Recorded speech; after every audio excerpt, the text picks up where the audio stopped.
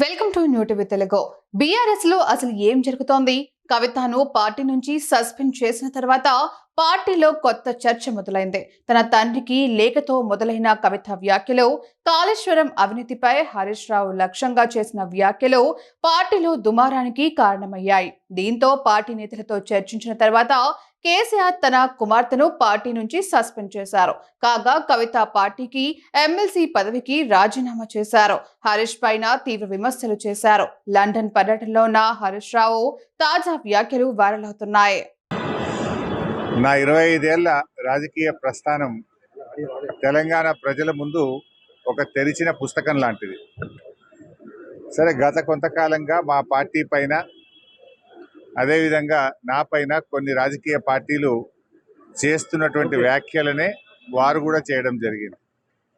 అయితే ఆ వ్యాఖ్యలు వారు ఎందుకు చేశారో అది వారి విజ్ఞతకే నేను వదిలేస్తున్నాను. కేసీఆర్ గారి నాయకత్వంలో గత 2.5 దశాబ్దాల కాలంగా ఒక క్రమశిక్షణ కలిగిన కార్యకర్తగా రాష్ట్ర సాధనలో, రాష్ట్ర అభివృద్ధిలో నేను చూపిన నిబద్ధత, నా పాత్ర అందరికీ తెలిసినటువంటిదే. ఈరోజు రాష్ట్రంలో ఎరువులు దొరకక ఒకవైపు రైతులు గోసపడతా ఉన్నారు, మరొక వైపు వరద ప్రాంతాల ప్రజలు అనేక ఇబ్బందుల్లో ఉన్నారు. కేసీఆర్ గారు దశాబ్ద కాలం ఎంతో కష్టపడి నిర్మించిన వ్యవస్థలను, ఒక్కొక్క వ్యవస్థను ఉద్దేశపూర్వకంగా ఈనాడు రేవంత్ రెడ్డి గారి ప్రభుత్వం కూల్చేటువంటి ప్రయత్నం చేస్తూ ఉంది. సో ఇటువంటి పరిస్థితుల్లో కష్టాల్లో ఉన్న ప్రజల్ని ఆదుకునే విషయంలో, తెలంగాణ ద్రోహుల చేతుల్లో నుంచి ఈ రాష్ట్రాన్ని కాపాడుకునే విషయంలో మా దృష్టి అంతా ఉంటుంది. సో మేము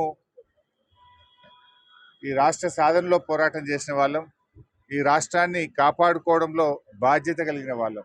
సో మా సమయాన్ని అంతా కూడా దాని మీదనే మేము వెచ్చిస్తాం.